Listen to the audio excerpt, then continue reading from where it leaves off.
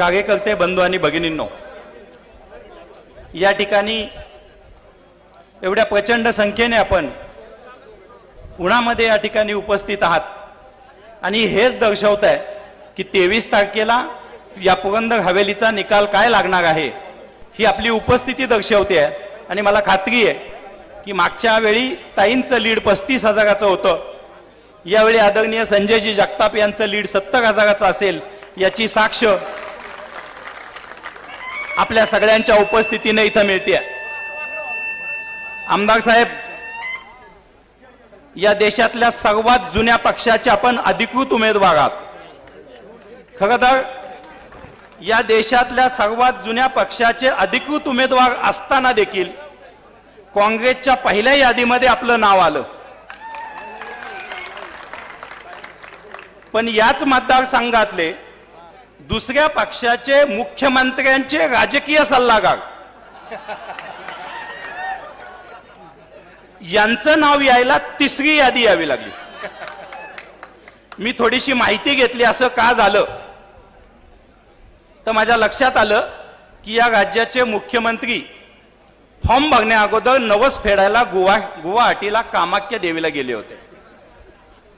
आता हा खूप विनोदाची गोष्ट आहे, महाराष्ट्राचा म्हणजे उद्धव ठाकरेचा पक्ष चोरून आम्ही बाळासाहेब ठाकरेंचे खरे वंशज आहोत असं म्हणणारे मुख्यमंत्री कोल्हापूरची देवी तुळजाभवानी माहूरची देवी सोडून नवस फेडायला कामाख्याला गेले।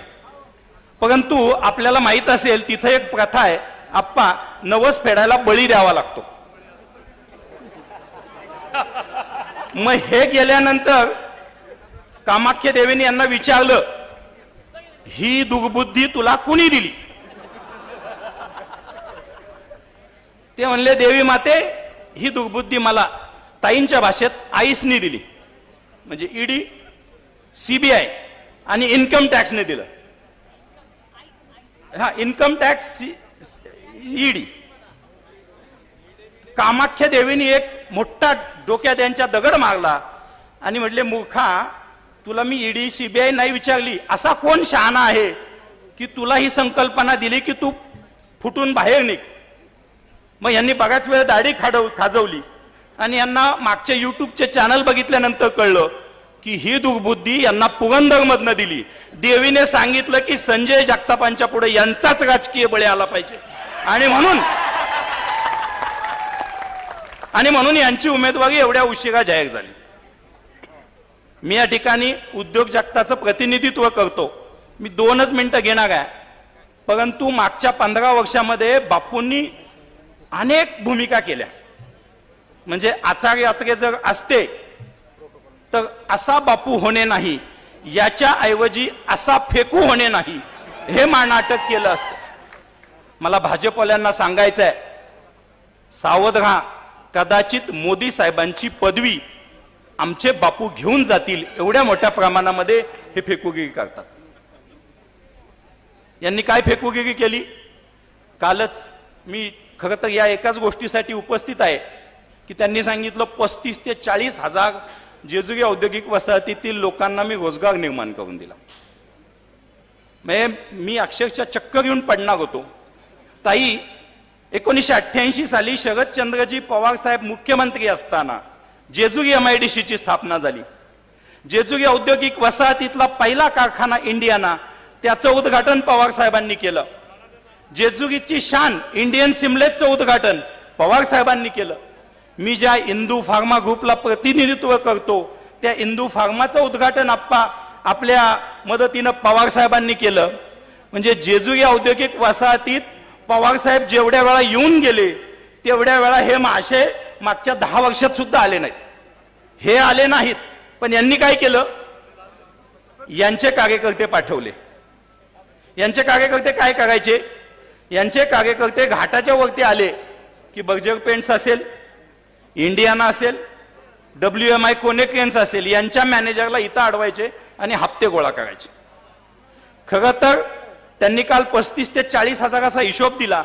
मी आवर्जून या ठिकाणी सांगू इच्छितो की 2009 साली जेजुरी औद्योगिक वसाहतीमध्ये 12,000 कामगार काम करत होते। 2019 साली जयदीप भैया ती संख्या 7,000वरती आली। कारण जेजुरी औद्योगिक वसाहतीत कामगारच नाही तर मॅनेजर देखील काम करायला यायचे नाहीत, एवढी दहशत यांनी माजवली होती. आज जेजुरीची शान कोणे क्रेन्स नावाची कंपनी आहे.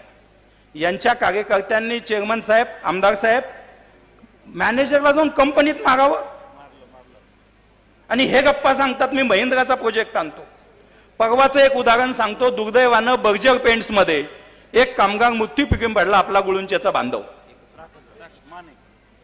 हे साहेब राग गुळुंचेचा, हे साहेब तिथं जाऊन गेट वरती उभा राहिले. 5 दिवस ती कंपनी बंद केली आणि यांनी सांगितलं जोपर्यंत 1.5 कोटी रुपये देत नाही तोपर्यंत ही कंपनी चालू होत नाही. या सगळ्या हजारोंच्या साक्षीदारांच्या साक्षीनं मला बापूंना विचारायचंय, बापू तुम्ही हातात घेतलं कुठलंही काम सोडत नाही, मग हे 1.5 कोटी आपण कधी घेतले, कुठे घेतले आणि कसे घेतले आणि त्या मैताच्या वारसदारांना मिळाले का, याचं देखील आपण उत्तर दिलं पाहिजे. बापूंनी 40,000 कामगार मी कामाला लावले सांगितले, पण बापूंच्याच 2019च्या अहवालामध्ये बापूंनी मी जेजुरी औद्योगिक वसाहतीत 4,000 लोकांना नोकऱ्या दिल्या असं सांगितलं. बापू 40,000 खूप दूरची गोष्ट आहे, 4,000ही दूरची गोष्ट आहे, 400ही दूरची गोष्ट आहे. तुम्ही 4 लोकांना जर जेजुरी MIDCत नोकऱ्या लावल्या असतील तर मी जाहीर माफी मागायला तुमची तयार आहे. फक्त आपण व्यासपीठावरती त्या 4 लोकांना घेऊन यावं. पण खरा आधार कुणी दिला, तो ताईंनी दिला, साहेबांनी दिला आणि संजयजी जगताप साहेबांनी दिला. मागच्या महिन्यामध्येच आमच्या काही अडचणी आल्या, आम्ही आमदार साहेबांना भेटलो, ताईंना भेटलो, ताई त्याच्या साक्षीदार आहेत. जेजुरीच्या कार्यक्रमात देखील ताईंनी मला बोलावून विचारलं, डॉक्टर ती मीटिंग झाली की मला रिपोर्ट करा, कारण उद्योग चालला पाहिजे, इथं हजारो लोकांचा रोजगार आहे, तो बुडता कामा नये. मला एवढंच सांगायचं आहे की जी 2019 पासून उद्योग जगतामध्ये जी चांगली परिस्थिती आमदार साहेब आपल्यामुळं, ताईंमुळं आणि साहेबांच्या आशीर्वादानं सुरू आहे ती